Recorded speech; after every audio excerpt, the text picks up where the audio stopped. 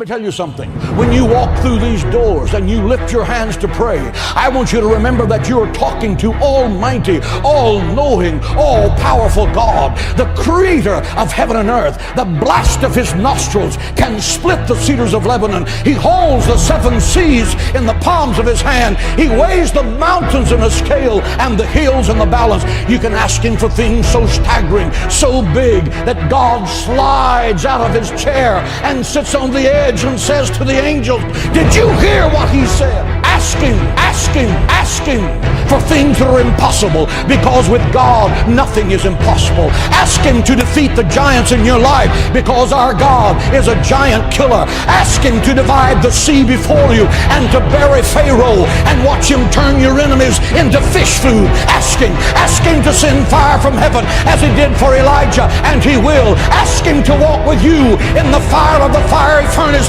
and be the fourth man in the fire, and he will. He said, you will walk through the fire and the fire will not burn you. You will walk through the water and the water will not drown you. Ask him. He's the God who cannot fail. He's waiting to show you great and mighty things. Ask him.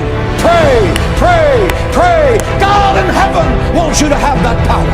You are made in the image of God. God is not a statue. He speaks, he thinks, he talks, he feels our infirmities. He answers our prayer. He's alive. He's Jehovah Shammah, the God who is there. He's Jehovah Nissi, the Lord who is our banner. He's Jehovah Shalom, the God our peace. Pray, pray, pray.